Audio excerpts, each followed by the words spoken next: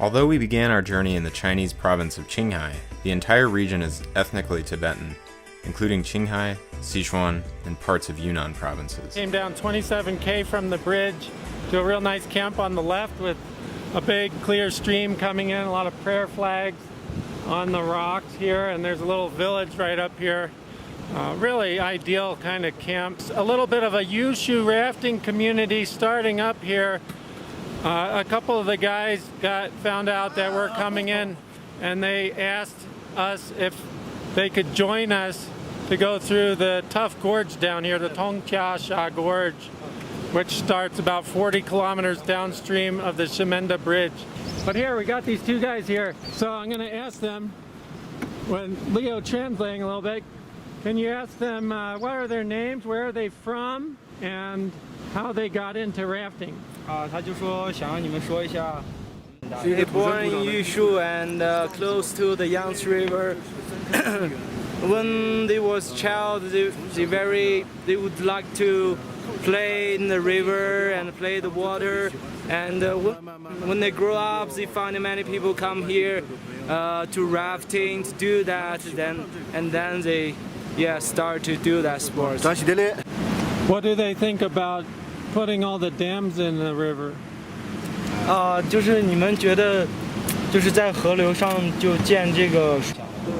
They are not very supposed to build a dam on the river because they said it's very hard to take out and put in. They need portage.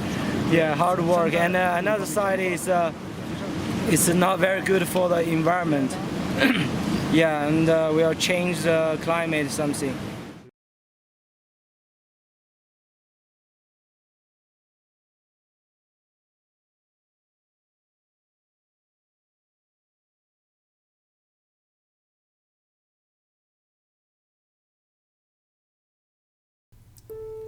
Here I'm heading up to Scout. You know, scouting a rapid is part of running it.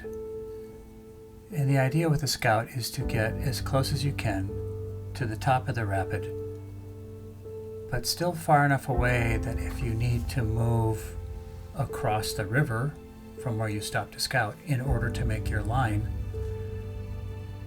you want to have room to be able to do that. And you need more room in a raft than you need in a kayak, by far.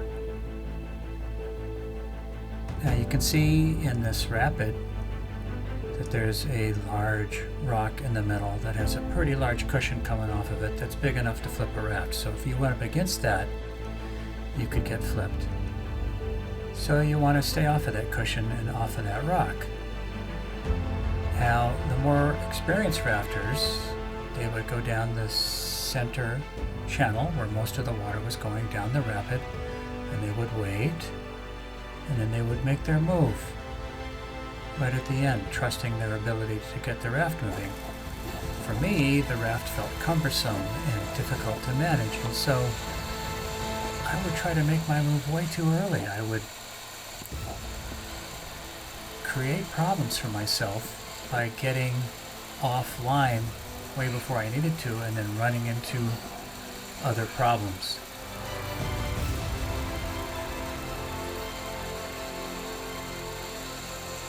Such as this little pour over that I dropped into.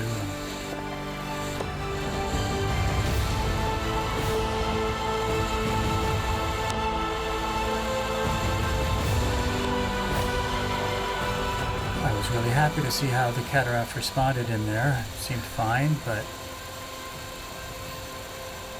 you know, when you get off your line in a raft, then now you're working really hard to get to where you need to be. And for me, being out of rafting shape, it was really wearing me down those first few days.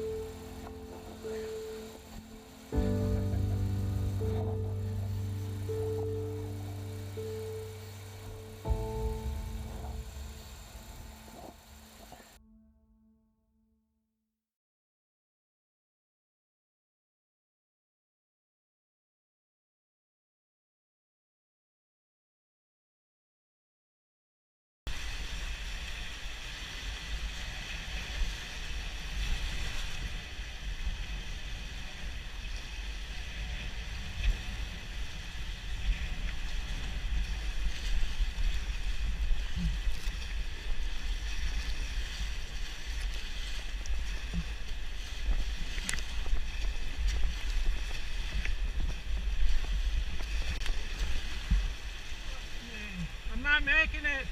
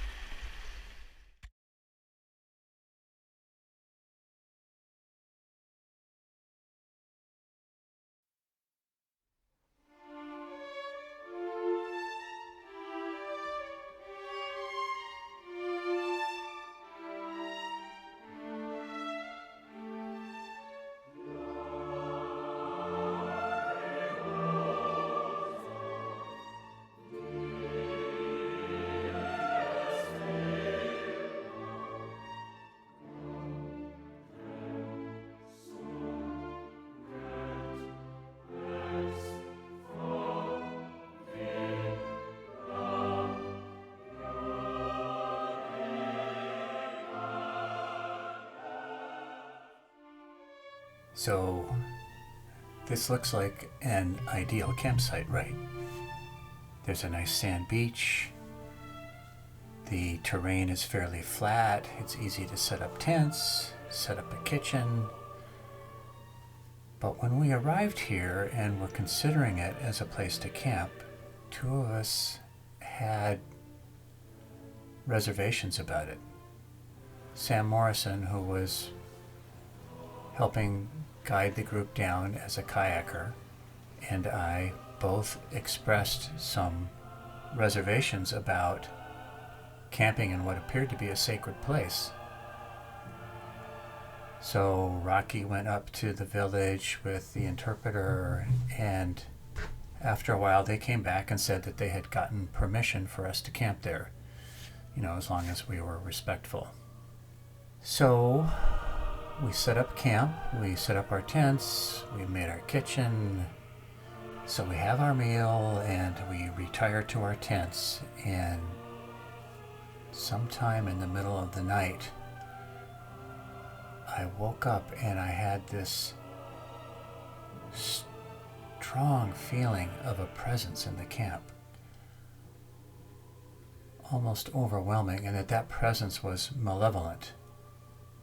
That it was not happy that we were there in the camp.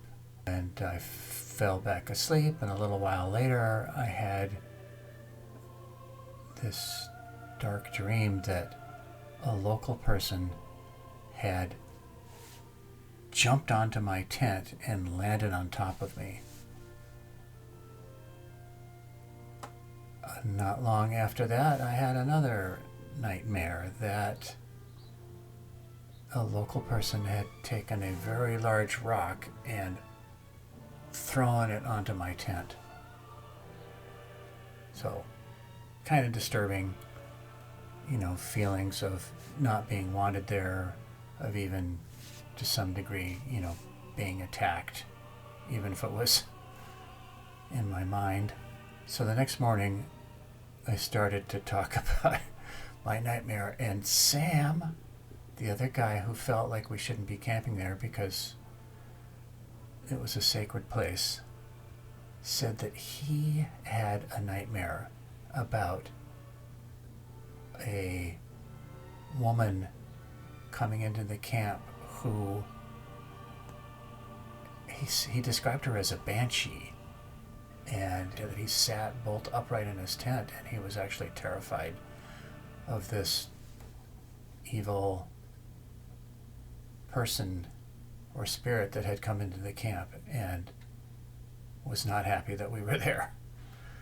So I don't know what it means. It's easy to dismiss, say it's all in our minds, but the fact that we had a sense, an intuitive sense that it was wrong to camp there, and that we both had very similar nightmares in the middle of the night. I don't know. Kind of makes you wonder.